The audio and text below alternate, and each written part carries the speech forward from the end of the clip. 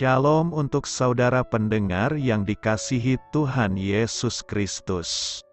Selamat siang dan salam sejahtera untuk kita semuanya. Selamat datang kembali di renungan siang dan doa siang pada hari ini.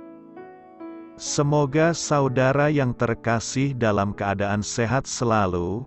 Kiranya damai dan sukacita Roh Kudus melimpah di dalam hati dan pikiran saudara saat ini.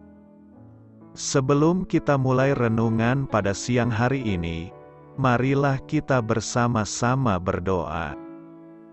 Bapa di kerajaan sorga, terima kasih atas penyertaan yang Engkau berikan kepada saya atas siang hari yang indah ini.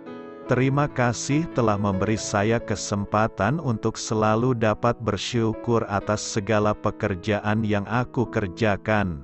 Maka dari itu, saya mohon sertailah selalu diri ini sepanjang hari ini. Terima kasih atas berkat Tuhan hingga saat ini aku masih bisa merasakan kebaikan Tuhan dan buatlah agar bibirku selalu mengucap syukur kepadamu. Tuhan Yesus Kristus, terima kasih pada saat ini saya masih bisa bekerja. Tuhan, saat ini saya akan memulai pekerjaan saya. Berkatilah pekerjaan ini dan sertailah sepanjang saya selama bekerja pada hari ini, agar menjadi berkat bagiku, bagi keluargaku dan juga tempat saya bekerja. Berkati seluruhnya di siang hari ini agar berjalan dengan baik dan menjadi berkat untuk kami jalani bersama dengan anak Tuhan yang lainnya. Dalam nama Tuhan Yesus, aku berdoa. Amin. Sahabat pendengar sekalian, bacaan renungan dan ayat emas Alkitab renungan kita siang hari ini dimulai. Nats bacaan kita siang hari ini adalah, janganlah bangkitkan amarah di dalam hati anak-anakmu, tetapi didiklah mereka di dalam ajaran dan nasihat Tuhan. Tertulis di dalam kitab Efesus 6 ayat 4, judul renungan kita hari ini adalah, Istimewa, tapi tidak manja. Bacaan kita pada siang ini terambil dari kitab Efesus 6 ayat 1 sampai dengan ayat 6. Hai anak-anak, taatilah orang tuamu di dalam Tuhan. Karena haruslah demikian, hormatilah ayahmu dan ibumu. Ini adalah suatu perintah yang penting, seperti yang nyata dari janji ini, supaya kamu berbahagia dan panjang umurmu di bumi. Dan kamu, bapak-bapak, janganlah bangkitkan amarah di dalam hati anak-anakmu, tetapi didiklah mereka di dalam ajaran dan nasihat Tuhan. Hai hamba-hamba, taatilah Tuanmu yang di dunia dengan takut dan gentar, dan dengan tulus hati, sama seperti kamu taat kepada Kristus. Jangan hanya di hadapan mereka saja untuk menyenangkan hati orang, tetapi sebagai hamba-hamba Kristus yang dengan segenap hati melakukan kehendak Allah. Ayat renungan kita ini terambil dari kitab Efesus 6 ayat 1 sampai dengan ayat 6. Kata bijak Alkitab hari ini adalah, anak manja diberi apapun yang mereka inginkan. Orang tua bijak hanya memberi apa yang dibutuhkan. Mari kita mulai renungan siang kita. Baiklah, mari kita mulai segmen kisah inspiratif. Seorang konselor keluarga, John Rosemond, bertanya, apakah anak Anda istimewa? Orang paling istimewa di dunia ini, ia melanjutkan, bagi Anda, itu sudah pasti. Menurut Rosemond, membiarkan anak Anda tahu bahwa dirinya istimewa, bagi Anda mungkin itu adalah hal yang sehat. Namun anak tidak boleh tumbuh dengan perasaan bahwa dirinya adalah yang paling istimewa dibanding orang-orang di sekitarnya. Anak itu Ia memperingatkan, akan cenderung berpikir bahwa dirinya juga layak memperoleh barang dan hak yang istimewa pula. Ia menjadi mudah membenarkan diri bila marah karena sakit hati, egoisme, dan rasa iri. Bagaimana cara menghindari bahaya ini? Orang tua Kristiani yang berpegang pada kitab suci, sesungguhnya telah diperlengkapi untuk memberikan perhatian yang seimbang. Pertama, mereka dapat memberikan perhatian kepada anak-anak tanpa memanjakan, yakni dengan memberitahu bahwa setiap anak adalah ciptaan Allah yang unik. Kedua, orang tua dapat mengajar putra-putri mereka bahwa setiap manusia memiliki dorongan yang kuat untuk berbuat dosa, sehingga mereka juga memerlukan kasih karunia Kristus yang menyelamatkan. Orang tua yang menanamkan prinsip seperti ini sesungguhnya sedang mematuhi perintah Rasul Paulus dalam hal pengasuhan anak. Didiklah mereka di dalam ajaran dan nasihat Tuhan. Anak yang dibesarkan dengan cara demikian akan dapat tetap merasa istimewa tanpa harus dimanjakan. Bapak-bapak, jangan bangkitkan amarah. Efesus 6 ayat 4 berkata, dan kamu, bapak-bapak, janganlah bangkitkan amarah di dalam hati anak-anakmu, tetapi didiklah mereka di dalam ajaran dan nasihat Tuhan. Nasihat jangan membangkitkan amarah kepada anak-anak ditujukan kepada para bapak. Nasihat ini hendak mengisyaratkan bahwa tugas mendidik anak itu juga merupakan tugas penting seorang bapak di tengah-tengah keluarga. Selain bertugas untuk memenuhi kebutuhan jasmani dan rohani, ternyata seorang bapak masih harus bertugas mendidik anak dengan baik, tanpa membangkitkan amarah di dalam hati mereka. Dari nas hari ini ada beberapa hal yang perlu kita pelajari, yakni: pertama, kita harus menyadari bahwa tugas utama mendidik anak-anak terletak pada ayah. Saat membicarakan tanggung jawab orang tua kepada anak, Paulus hanya menyebutkan bapak-bapak. Hal ini menunjukkan kitab suci memberikan penekanan yang berbeda dengan apa yang dunia sedang mengerti. Dunia mengerti secara teoritik, fakta dan realita bahwa peran seorang ibu yang banyak dalam mendidik anak-anak di rumah. Namun, ternyata kitab suci justru mengatakan bahwa mendidik anak adalah tugas dan peran bapak. Terminologi bapak-bapak menyiratkan sebuah konsep teologis, yakni tanggung jawab utama dalam pembinaan spiritualitas anak berada di tangan para bapak. Intinya ialah seorang bapak tidak harus pandai berbicara, berdoa, atau berkhotbah, tetapi ia harus mempedulikan dan memperhatikan kerohanian anak-anaknya. Sudahkah para bapak melakukan perannya ini? Peran bapak tidak mungkin tercapai apabila seorang bapak tidak memiliki pengalaman pribadi dengan Allah melalui karya Roh Kudus di dalam hatinya. Tugas kebapaan harus dimulai dari pertobatan yang sungguh-sungguh dari sang bapak. Kedua, seorang ayah tidak boleh menyalahgunakan otoritasnya. Hal menarik dari teks ini adalah pemunculan bentuk perintah negatif. Jangan bangkitkan amarah dalam hati anak-anakmu. Larangan ini bahkan diletakkan di bagian awal sebelum perintah, didiklah mereka di dalam ajaran dan nasihat Tuhan.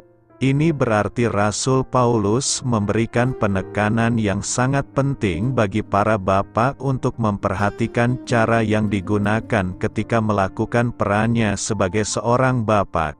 Secara hurfiah bagian ini berbunyi, jangan memprovokasi anak-anak kalian, yang artinya menimbulkan suatu kepahitan, kemarahan, sakit hati, kecemburuan, kegelisahan dalam hati anak-anak. Paulus tentu saja tidak melarang para bapa untuk memarahi anak-anak mereka. Yang sedang dibicarakan di sini adalah tindakan seorang bapa yang keliru yang hanya memprovokasi anak. Salah satu contoh paling jelas dan umum adalah penyalahgunaan kekuasaan oleh seorang bapa. Ketiga, seorang ayah harus mendidik dengan penuh kasih, secara seimbang, dan berfokus pada Kristus. Bagian kedua yang tadi dibicarakan di atas ialah mengenai hal yang perlu dihindari. Sedangkan bagian yang ketiga ini ialah mengenai hal yang harus dilakukan. Kata mendidik hanya muncul di Efesus 5 ayat 29 dan Efesus 6 ayat 4. Dalam Efesus 5 ayat 29 kata mendidik ini dikontraskan dengan kata membenci dan disejajarkan dengan kata merawat. Jadi dapat disimpulkan bahwa mendidik menyiratkan kasih atau perhatian. Selain itu, kata ajaran dikaitkan secara erat dengan disiplin. Sebagian versi Inggris dengan tepat menerjemahkan disiplin atau hukuman. Ini berarti bagian ini mengajarkan. Mengasihi tidak identik dengan memanjakan. Mengasihi tidak sama dengan menyenangkan anak. Justru ketika orang tua mengasihi anak, orang tua harus memberikan disiplin yang menolong anak untuk memahami konsekuensi dari setiap tindakan yang tidak benar yang telah dilakukan. Lalu, kata nasihat bisa berarti teguran, pengajaran, atau nasihat. Disiplin atau hukuman harus disertai dengan pengajaran. Baik disiplin maupun pengajaran tidak boleh dipisahkan dari Tuhan. Dan ungkapan disiplin dan ajaran Tuhan berarti menurut kebenaran yang nyata dalam Kristus Yesus. Jadi, peran kebapaan harus difokuskan pada Injil keselamatan yang dianugerahkan oleh Yesus Kristus. Bapa tidak hanya mengajarkan tentang pengajaran moral saja, tapi juga iman keselamatan dalam Kristus. Inilah yang membedakan ayah Kristen dengan yang lainnya. Karena itu, berusahalah menjadi bapa yang baik dan bertanggung jawab dalam mendidik anak-anak di tengah-tengah keluarga. Allah telah menghidupkan kita bersama Kristus. Efesus 2 ayat 4-5 berkata, "Tetapi Allah yang kaya dengan rahmat, oleh karena kasih-Nya yang besar, yang dilimpahkannya kepada kita, telah menghidupkan kita bersama-sama dengan Kristus. Sekalipun kita telah mati oleh kesalahan-kesalahan kita, oleh kasih karunia kamu diselamatkan." Nas hari ini melukiskan sebuah kontras yang begitu jelas tentang bagaimana sikap manusia yang selalu menentang Allah dan mati karena perbuatannya itu, dengan bagaimana Allah yang welas asih itu justru menunjukkan anugerah yang begitu besar terhadap manusia. Karya dan perbuatan Allah terhadap manusia berbanding terbalik dengan apa yang manusia perbuat terhadap Allah. Manusia oleh perbuatannya patut dimurkai. Tetapi Allah justru memberikan rahmat-Nya kepada orang yang harusnya diberi ganjaran setimpal atas perbuatannya itu. Bicara tentang Allah menyelamatkan, Paulus menggambarkan dengan sangat menarik, Allah yang kaya rahmat, dengan kasih-Nya yang besar, kemudian melimpahkan itu semua kepada manusia, untuk menghidupkannya. Hal ini menunjukkan betapa luar biasa kasih Allah kepada manusia.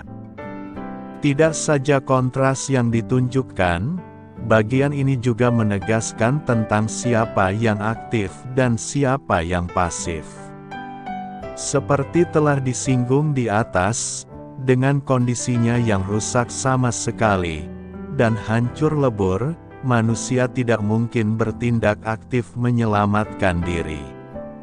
Seperti orang yang tidak bisa berenang tenggelam di sungai dalam, tidak akan bisa berbuat apa-apa untuk menyelamatkan diri selain berteriak dan meronta. Hanya pertolongan orang lain yang bisa berenang saja yang bisa meraih dan menolongnya. Begitu juga manusia berdosa yang telah binasa. Apa yang bisa dilakukan oleh orang dalam kebinasaan? Tidak satu pun hal yang bisa dikerjakan oleh orang yang sudah binasa. Hanya orang hidup yang bisa mengusahakan sesuatu. Itulah gambaran manusia yang berdosa. Tidak satu pun hal yang bisa dilakukannya untuk menyelamatkan diri. Masihkah orang kemudian bisa menepuk dada sembari berkata, "Aku bisa"? Tidak. Tidak satu pamrih diri manusia yang bisa menyelamatkannya dari kebinasaan. Apa janji Allah bila kita percaya kepada Yesus? Efesus 2 ayat 4-5 menuliskan, "Tetapi Allah yang kaya dengan rahmat, oleh karena kasih-Nya yang besar yang dilimpahkannya kepada kita telah menghidupkan kita bersama-sama dengan Kristus sekalipun kita telah mati oleh kesalahan-kesalahan kita, oleh kasih karunia kamu diselamatkan." Kata "tetapi" menunjukkan adanya kontras terhadap ayat-ayat sebelumnya. Bila ayat-ayat sebelumnya memaparkan kehidupan kita yang berdosa patut dimurkai Allah, tetapi ketika kita percaya kepada Yesus, kehidupan kita dirahmati Allah. Artinya kita melewati masa depan, dalam hitungan detik, jam, hari, minggu, bulan, tahun tanpa kita ketahui berapa lama, dalam kekayaan rahmat Allah, dan dalam kelimpahan kasih-Nya. Jadi, kalau kita sedang menghadapi masalah sekarang, bertahanlah karena apapun yang terjadi. Kekayaan rahmat Allah dan kelimpahan kasih agape-Nya menyertai kita. Pertanyaan kita sekarang adalah, apa ciri-ciri orang yang hidup dirahmati Allah itu? Ada beberapa ciri orang yang dirahmati Allah, yakni: pertama, ia berperilaku dalam kebenaran Kristus. Frasa, menghidupkan kita bersama-sama dengan Kristus, diikuti frasa, sekalipun kita telah mati oleh kesalahan-kesalahan kita, menjelaskan kalau kita dihidupkan bersama Kristus, kita dihidupkan untuk tidak lagi hidup melakukan kesalahan-kesalahan lampau, tetapi berperilaku dalam kebenaran Kristus. Kesalahan memiliki unsur pembelotan, kesengajaan dalam melakukan sesuatu yang salah. Kalau kita dihidupkan bersama Kristus, kita dengan sengaja, di dalam kendali kita, melakukan tindakan kebalikan dari sebelumnya, yaitu kita berperilaku benar. Itu sebabnya Matius 6 ayat 14-15 mengingatkan, "Karena jikalau kamu mengampuni kesalahan orang, Bapamu yang di surga akan mengampuni kamu juga. Tetapi jikalau kamu tidak mengampuni orang, Bapamu juga tidak akan mengampuni kesalahanmu." Perlu diketahui, sejak manusia pertama jatuh dalam dosa karena pelanggaran perintah Allah, manusia tidak mampu untuk tidak berbuat dosa. Namun Allah yang kaya dengan rahmat dan kasih-Nya menghidupkan kita untuk hidup mampu tidak berdosa dengan menyucikan hati melalui kekuatan darah Kristus, firman Tuhan, Roh Kudus, dan melalui persekutuan seorang dengan yang lain. Tak dapat dihindari, manusia yang hidup bermasyarakat mempunyai standar moral, standar etika atau sopan santun dan standar hukum. Demikian pula Allah memiliki standar moral, standar etika, standar hukum dalam Alkitab sebagai standar tertinggi dan mutlak. Dalam hal ini, manusia dapat melakukan kesalahan dengan sengaja kepada Tuhan maupun kepada sesama dengan menentang standar yang telah ditentukannya, juga standar yang berlaku di masyarakat. Apa bukti nyata praktik orang-orang Efesus yang dihidupkan bersama Yesus? Mereka membakar kitab-kitab sihir yang mereka anut sebelumnya. Tindakan ini menunjukkan komitmen mereka untuk tidak lagi mengulangi perbuatan salah. Kita harus peka jika berbuat salah kepada Allah dan sesama serta mewaspadai segala sesuatu yang dapat menjerat kita untuk kembali melakukan kesalahan-kesalahan yang sama di masa lalu. Kedua, ia berperilaku dalam kebangkitan Kristus. Alkitab mengisahkan terjadinya beberapa orang yang bangkit dari kematian seperti pengalaman Lazarus. Waktu Yesus mati kuburan-kuburan terbuka dan banyak orang kudus yang telah meninggal bangkit, tetapi mereka semua pada akhirnya mati lagi. Kebangkitan tubuh terjadi setelah melalui kematian fisik lebih dahulu, namun pengertian ayat di atas tidaklah demikian.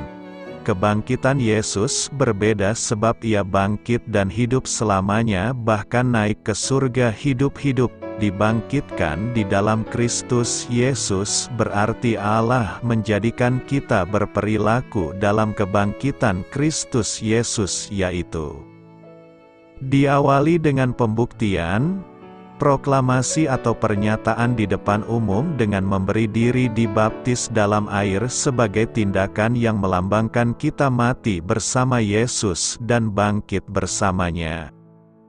Setelah dibaptis atau dibangkitkan bersama Kristus, kita memikirkan dan mencari perkara-perkara di atas. Praktik nyata orang-orang Efesus setelah dibaptis ialah mereka memisahkan diri dari orang-orang yang menentang Allah dan tekun dalam beribadah serta dalam pengajaran firman Tuhan. Berdasarkan teks ini, bagi yang belum dibaptis, bertindaklah untuk dibaptis, sementara bagi yang sudah dibaptis berjuanglah mengatur waktu untuk menambah porsi waktu agar dapat bersekutu dalam ibadah bersama serta bersekutu dalam mempelajari firman Tuhan bersama.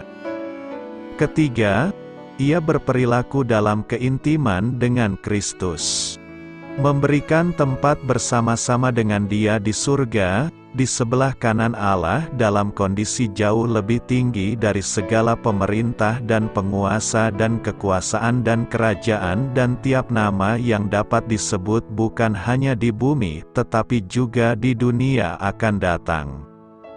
Ini kedudukan yang kontras melebihi kedudukan apapun yang dapat kita raih dan peroleh di dunia fana ini, juga jauh lebih tinggi atau terhormat atau termulia dari jabatan rohani apapun, sebab Allah tidak hanya mengaruniakan segala berkat rohani di dalam surga dan menentukan kita menjadi anak-anak-Nya, tetapi hingga mendudukkan kita bersama Kristus di sebelah kanan-Nya di surga, dengan memberikan tempat atau mendudukkan kita bersama-sama Kristus.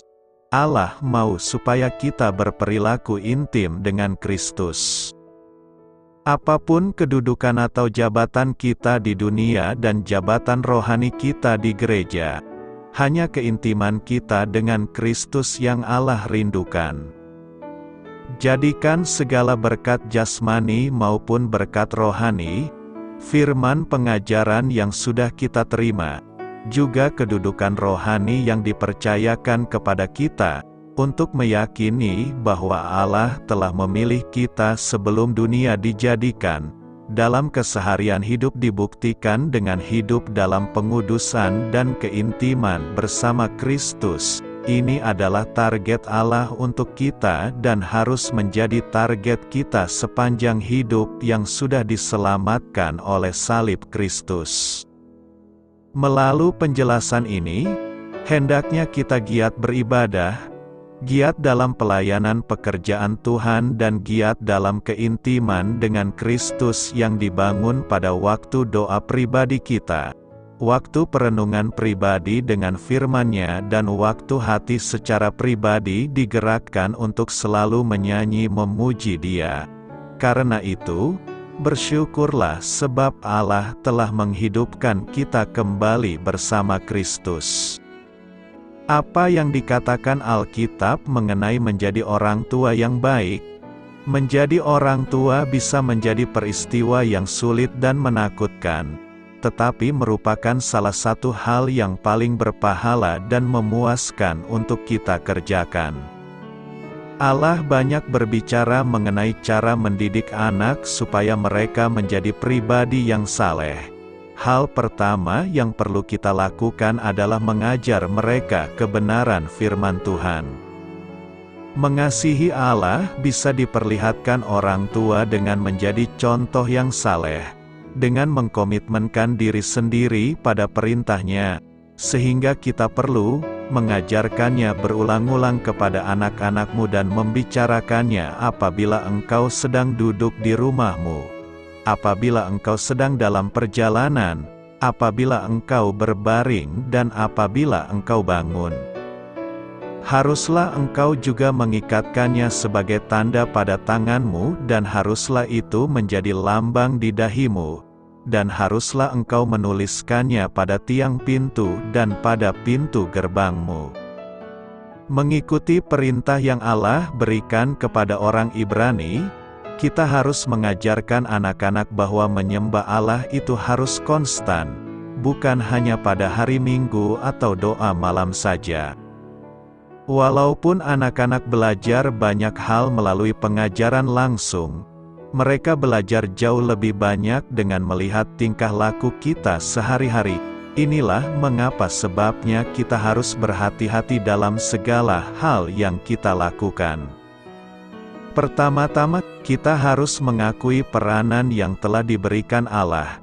Suami-suami dan istri-istri haruslah saling menghormati dan saling menundukkan diri. Pada waktu bersamaan, Allah telah menetapkan suatu garis otoritas untuk menjaga agar semuanya tetap teratur. 1 Korintus 11 ayat 3 berkata, "Tetapi aku mau, supaya kamu mengetahui hal ini, yaitu kepala dari tiap-tiap laki-laki ialah Kristus, kepala dari perempuan ialah laki-laki dan kepala dari Kristus ialah Allah." Kita tahu bahwa Kristus tidak di bawah Allah, sama seperti wanita tidak di bawah suaminya. Allah mengerti bahwa tanpa penundukan diri pada otoritas, tidak akan ada keteraturan. Tanggung jawab suami sebagai kepala dari rumah tangga ialah mengasihi istrinya seperti tubuhnya sendiri, dalam cara pengorbanan yang sama Kristus mengasihi gereja. Dalam respon terhadap kepemimpinan kasih, sebenarnya tidak sulit bagi istri untuk menundukkan diri pada otoritas suaminya. Tanggung jawab utama istri itu mengasihi suami dan anak-anaknya, hidup dengan bijaksana dan kudus, dan mengurus rumah. Wanita secara alami lebih bersifat memelihara daripada pria karena mereka memang didesain untuk menjadi pengasuh utama bayi mereka sendiri. Disiplin dan instruksi merupakan bagian integral sebagai orang tua. Amsal 13 ayat 24 berkata, "Siapa yang menggunakan tongkat, benci kepada anaknya. Tetapi siapa yang mengasihi anaknya, menghajar dia pada waktunya." Anak-anak yang tumbuh tanpa disiplin dalam rumah merasa tidak diinginkan dan tidak berharga. Mereka biasanya menjadi kurang arah dan kontrol diri. Seiring dengan umur, mereka akan memberontak dan memiliki sedikit dan atau sama sekali tidak memiliki hormat pada otoritas, termasuk otoritas Allah. Hajarlah anakmu selama ada harapan, tetapi jangan engkau menginginkan kematiannya. Pada waktu bersamaan, disiplin harus diseimbangkan dengan kasih, supaya anak tidak tumbuh dalam kebencian, penakut, dan pemberontak. Allah mengetahui bahwa disiplin itu menyakitkan ketika terjadi. Tapi jika diikuti dengan instruksi yang mengasihi, Itu menjadi luar biasa berharga untuk anak. Dan kamu, bapak-bapak, janganlah bangkitkan amarah di dalam hati anak-anakmu, tetapi didiklah mereka di dalam ajaran dan nasihat Tuhan. Penting untuk melibatkan anak-anak dalam pelayanan dan keluarga gereja ketika mereka masih muda. Datang ke gereja yang percaya Alkitab, biarkan mereka melihat saudara belajar firman Tuhan, dan juga belajar firman bersama-sama dengan mereka. Diskusikan dengan mereka dunia di sekitar saudara, diskusikan dunia sekitar mereka sebagaimana mereka melihatnya, dan ajarkan mereka mengenai kemuliaan Allah melalui kehidupan sehari-hari mereka. Didiklah orang muda menurut jalan yang patut baginya, maka pada masa tuanya pun ia tidak akan menyimpang dari jalan itu. Apakah artinya bahwa Yesus Kristus adalah batu penjuru? Mari kita bahas. Pada pola pembangunan kuno, batu penjuru adalah batu utama yang ditempatkan di pojok sebuah gedung. Batu penjuru biasanya merupakan salah satu batu yang terbesar, yang paling kokoh, dan yang paling akurat daripada bangunan lain. Alkitab menggambarkan Yesus sebagai batu penjuru yang di atasnya gerejanya akan berdiri. Ia adalah pondasinya. Ketika batu penjuru telah diletakkan, batu itu akan menjadi dasar bagi pengukuran lainnya dalam konstruksi gedung itu. Semuanya disejajarkan kepadanya. Sebagai batu penjuru gereja, Yesus adalah tolak ukur keselarasan kita. Kitab Yesaya mengandung banyak referensi mengenai kedatangan Sang Mesias.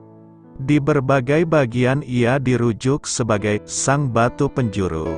Sebagai contoh saja di Yesaya 28 ayat 16-17 berkata, "Sebab itu beginilah firman Tuhan Allah.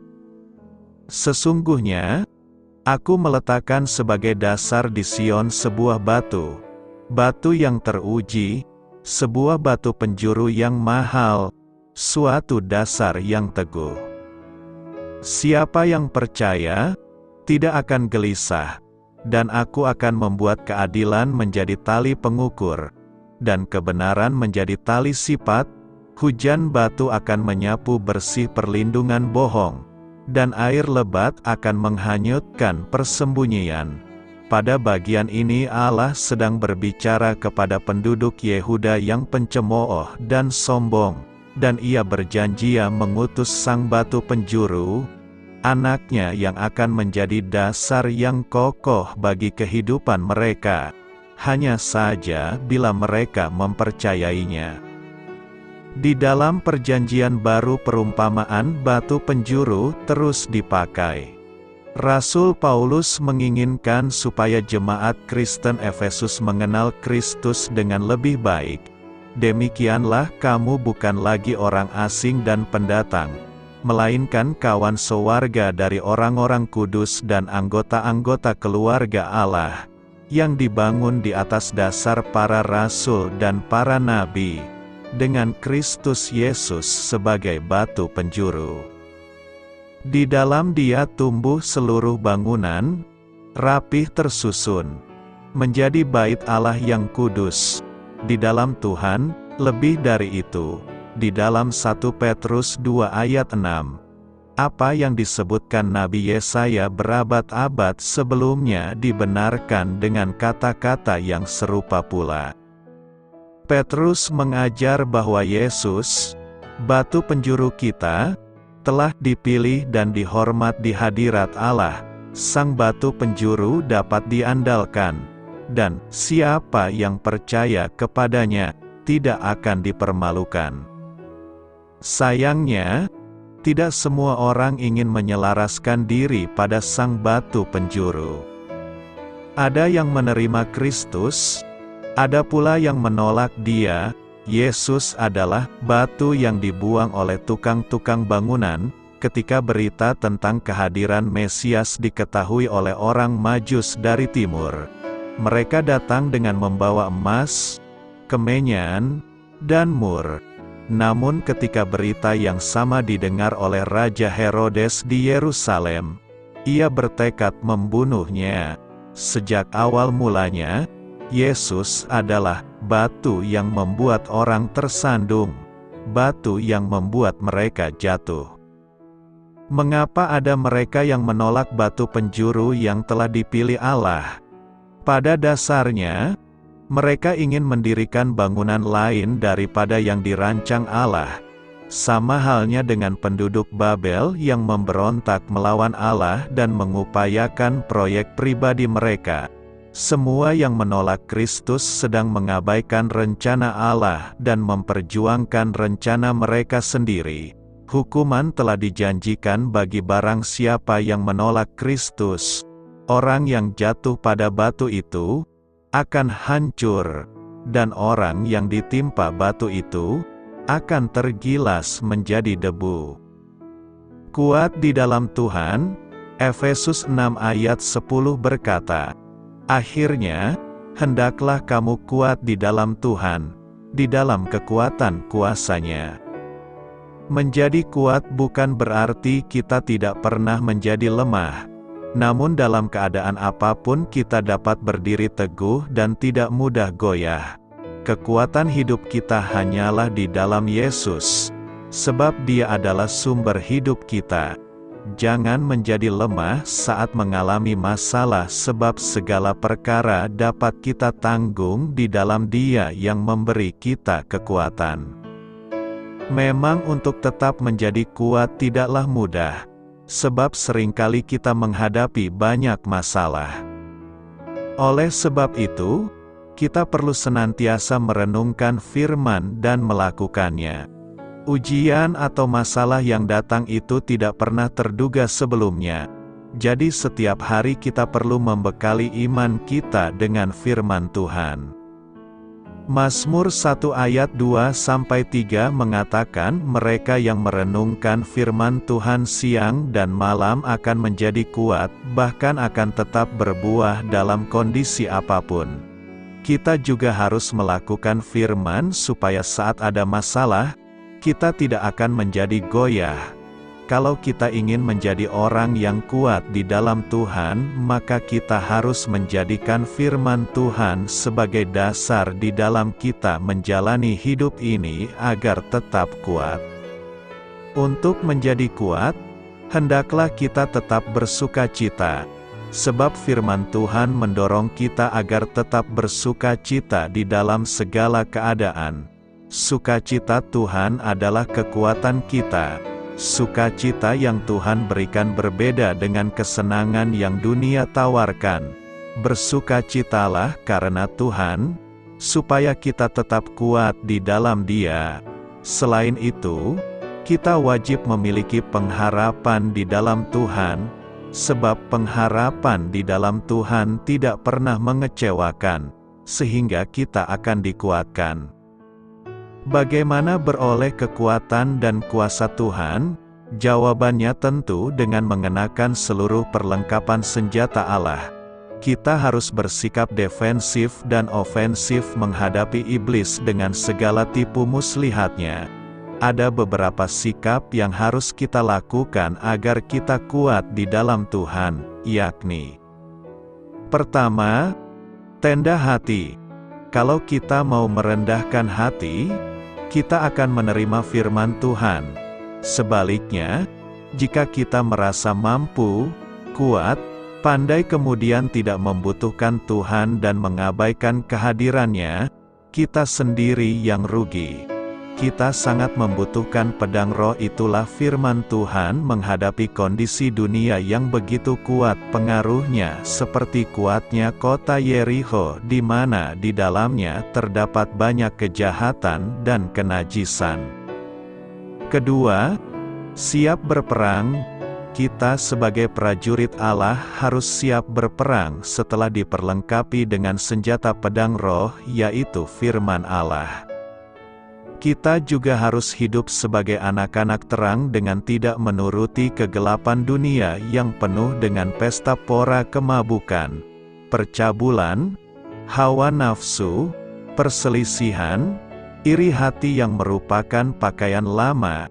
Sebaliknya, kita harus bangun dari tidur karena keselamatan sudah makin lebih dekat daripada waktu kita menjadi percaya, juga mengenakan Tuhan Yesus Kristus sebagai senjata terang. Waspada, jangan tidur sambil menunggu pedang seperti dilakukan oleh Raja Saul. Dia tidur dan tombaknya terpancung di tanah di sebelah kepalanya, sementara semua pengawal tidur mengelilinginya. Daud mempunyai kesempatan untuk membunuh Saul sebagai balas dendam, tetapi dia tidak mau melakukannya. Daud hanya mengambil tombaknya lalu pergi ke atas bukit dan berseru menyalahkan pengawal Saul yang tidak menjaga tuannya dengan baik. Kita harus rela diperbarui terus-menerus bagaikan tanah liat dibentuk menjadi pot indah melalui proses penempaan dan pembakaran api yang panas menyengatkan. Betapapun panasnya api, tantangan dan masalah yang dialami, kita berada di dalam tangan Tuhan. Itu sebabnya jangan mudah menyerah terhadap nasib. Jangan lagi mengandalkan manusia atau kekuatan dan kepandaian diri sendiri, tetapi berubahlah dan bersandarlah kepadanya. Belajarlah rendah hati serta taat kepada kebenaran firman, maka kita akan diperlengkapi oleh kekuatan dan kuasa dari tempat maha tinggi. Dengan demikian, kita boleh mengalami kemenangan menghadapi persoalan apapun. Ingat, Yesus Kristus turun ke dunia dan mati untuk mengalahkan musuh terakhir, itulah maut. Jika musuh terakhir sudah dibinasakan, apakah artinya persoalan kita? Masihkah kita khawatir akan kehidupan kita? Tidak, kita menjadi kuat dan diberi kuasa dan kemenangan di dalam Tuhan sehingga kita mampu mengagungkan dan memuliakan Dia selama-lamanya. Karena itu, jadilah kuat di dalam Tuhan agar kita memeroleh kemenangan demi kemenangan. Selamat berkarya untuk Tuhan, selamat memulai karya dalam minggu ini untuk Tuhan.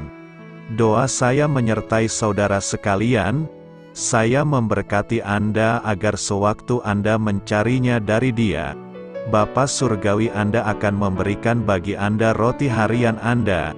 Dalam nama Yesus Kristus, Tuhan yang berkuasa atas alam semesta dan menuntun kita kepada iman yang menyelamatkan, Tuhan Yesus menyertai senantiasa. Tuhan memberkati. Amin.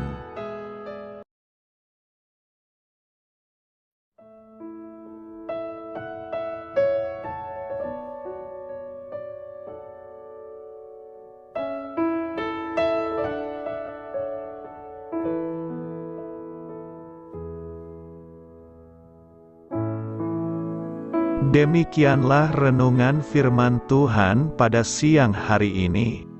Semoga menjadi kekuatan di dalam hidup kita dan menjadikan kita pribadi yang lebih sukses. Sebelum kita memulai aktivitas hari ini, marilah kita berdoa. Bapa kami yang ada di sorga, terima kasih atas kasih dan kebaikan Tuhan yang begitu besar buat kami. Tuntunlah perbuatanku agar di sepanjang hari ini saya bisa bekerja sebaik-baiknya, tidak pernah jemu menolong sesama, selalu ramah dan tahu terima kasih, menghayati iman dan mengamalkannya dengan sekuat tenagaku. Semua ini saya sampaikan kepadamu, dengan pengantaraan Kristus, Tuhan kami. Allah, Bapa kami bersyukur kepadamu, bahwa dengan bekerja kami boleh ambil bagian di dalam karya-Mu mensejahterakan dan membahagiakan umat manusia. Kami mohon bimbingan-Mu dalam melaksanakan pekerjaan kami hari ini.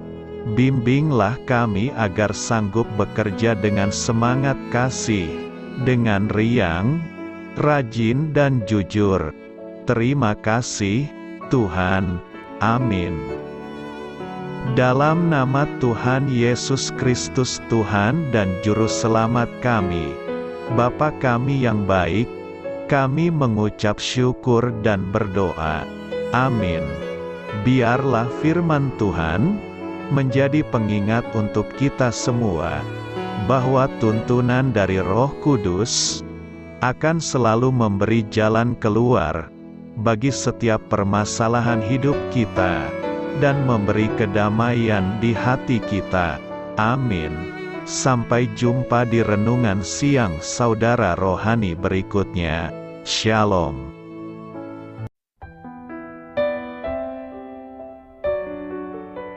Halo untuk semua pendengar saudara rohani yang terkasih di dalam nama Tuhan Yesus Kristus dimanapun berada. Mari dukung kami, tim redaksi Renungan Harian Saudara Rohani dengan cara memberikan bantuan, kritik dan masukan. Saudara dapat memberikan masukan melalui kolom komentar di bawah atau mengirim kepada kami langsung melalui email yang tertera di layar Anda, saudararohani@gmail.com. Jika saudara terberkati melalui renungan ini, saudara dapat mendoakan kami dan memberikan bantuan lainnya dengan mengirim email kepada kami.